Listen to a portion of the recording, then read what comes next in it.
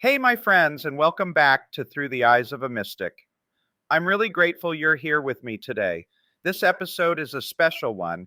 It's the final piece of my own spiritual origin story. We've traveled through some intense memories, beautiful moments of magic, and the twists and turns that shaped the path I walk today. So settle in, take a breath, and let's step together into this last chapter of the journey, where wandering finally meets home, where spirit and place intertwine, and where the work we're meant to do reveals itself in the most unexpected ways. I'm honored to share it with you. Let's begin.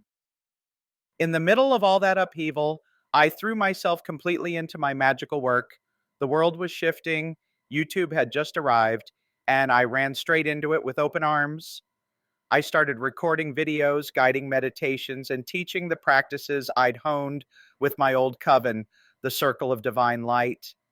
And yes, for anyone curious, those early videos are still up on my channel, little time capsules of the mystic I was becoming. Around that same period, I remembered something my philosophy professor once told me. I was studying to become a philosophy professor myself, and he looked at me and said, almost casually, Bernard, don't waste your time or money. The only way to make a real living in philosophy is to get tenure somewhere, and it's not easy at all. If you want to go further, just get certified online. It was blunt, but it landed. So I followed his advice, took a small online course, and earned my Doctor of Metaphysics. It felt like the universe quietly nodding in approval. Life didn't make things easy, though. Around 2007 or so, a couple years after Hurricane Wilma destroyed my entire life, my home, and way to make a living, I was drifting across South Florida, staying with friends wherever I could. I was exhausted and untethered. Eventually, I picked up the phone and called my adopted mother's cousin. Can I come stay with you for a while? I asked, trying to hide the strain in my voice. She said yes.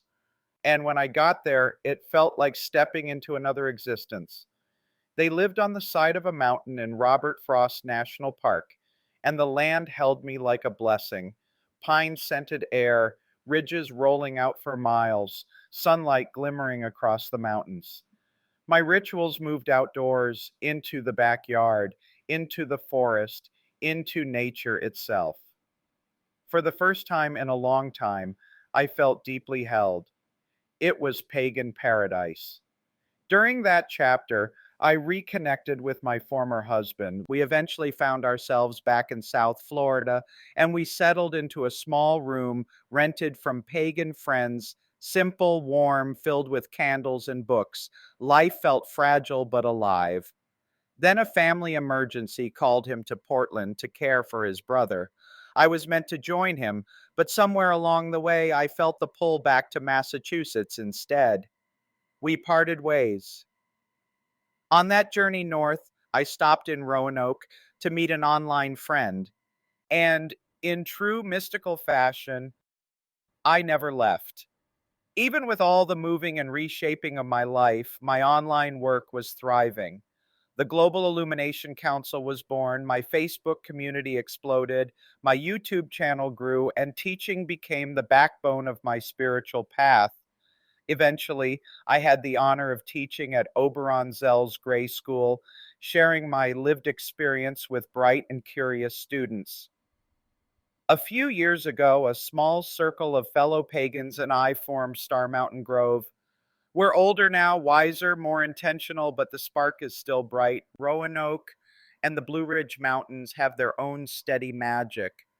There's even a neon pentagram perched atop one of the mountains overlooking the city, reminding me daily how spirit weaves through this place. This is home for me. I meet other pagans and magical workers constantly, and I continue doing the work teaching, learning, healing, and connecting.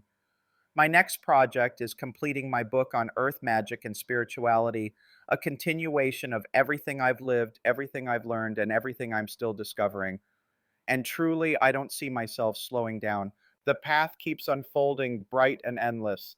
There's always more wisdom to gather, more love to offer, and more magic waiting around the bend. Thank you for spending this time with me today, my friends. It means more than you know.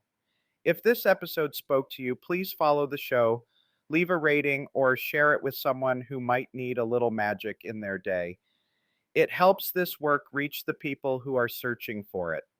Next month, we'll open a brand new thread in Through the Eyes of a Mystic. I haven't decided yet whether we'll explore my family life, my mental health journey, or my path as a queer spiritual teacher. But whichever way Spirit nudges me, it'll be honest, intimate, and real. Until then, be gentle with yourselves, stay grounded, and keep your light steady. I love you, friends.